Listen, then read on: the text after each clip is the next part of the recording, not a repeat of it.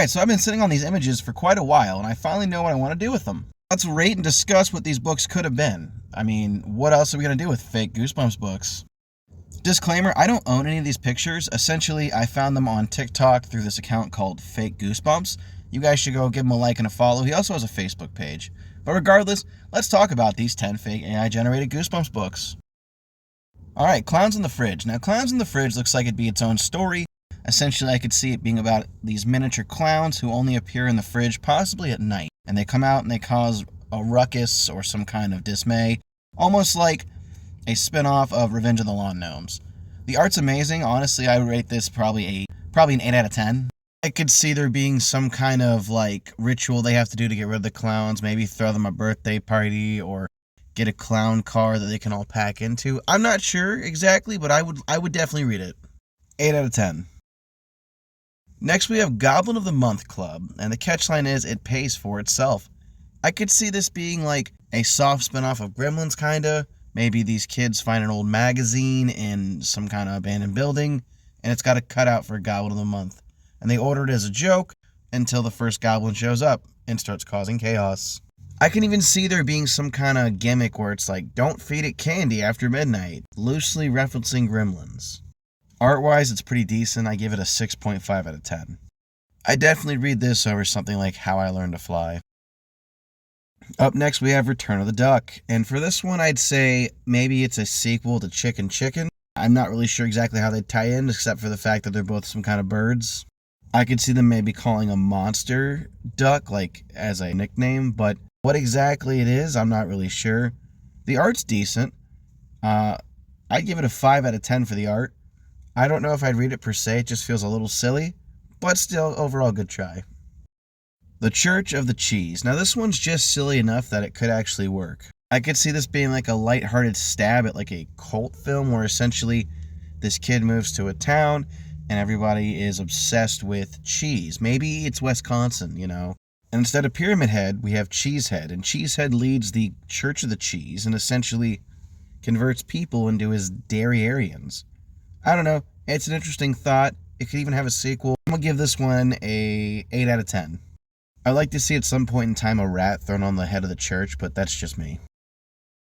Shark House. Now this one's really neat. I feel like this could be an unofficial sequel or maybe like a spin-off of Deep Trouble. Essentially, Billy, Deep, and Sheena happen to come across a blip on the radar, maybe like in a different ocean or something. What they come across is a house underwater guarded by a fleet of sharks. Hell, they could really push the envelope here. They could even be like, oh, this is the lair of Davy Jones, the shark house, and inside is some legendary ocean treasure that lets you control the sharks. 10 out of fucking 10. I might make this the sequel in Goosebumps Beyond to Deep Trouble. The Day It Rained Rats. I don't know, for me this feels like a very soft sequel to Be Careful What You Wish For. Now why exactly it'd be raining rats, I don't know.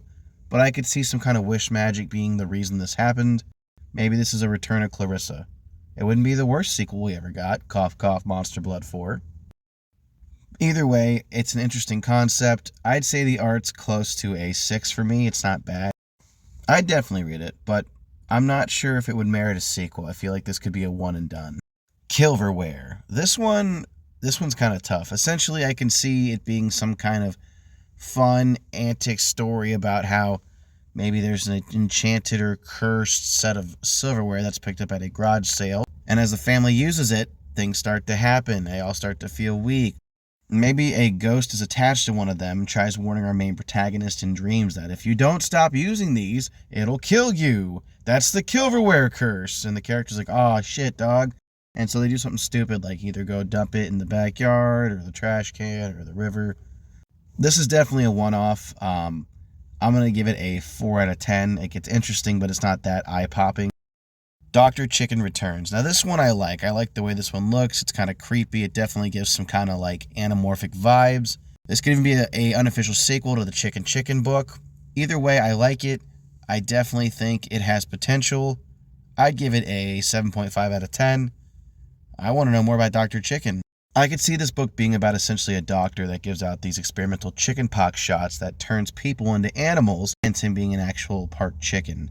I could see the kids having to do something crazy like eat their vegetables or eat an apple to get the doctor to go away. Something like that for sure.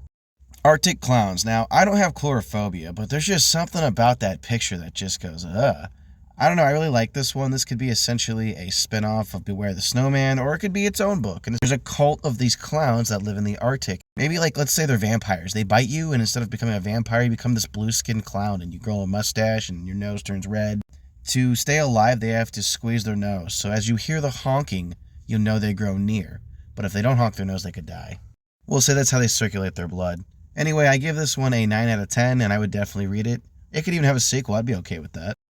Grape Tsunami. Okay, so I could see this being some kind of fun antic where essentially it's a spin-off of the Purple Peanut Butter, and if it's not a spin-off of that, maybe it is like kind of like the Amazing Adventures of Shrink Man, where these kids are in the cafeteria and one of them shrinks and a juice box pops open and there's a grape tsunami. If not, I could see this kid having like an enchanted lunchbox, maybe even like Pandora's lunchbox, and when they open it, the grape tsunami comes out. They gotta like work together to save their school from the purple mess. I like the art. I think it'd be a fun read. I don't know. 6.5 out of 10. If you guys enjoyed this, comment down below. I have like 40 more of these. I'd love to talk about them with you.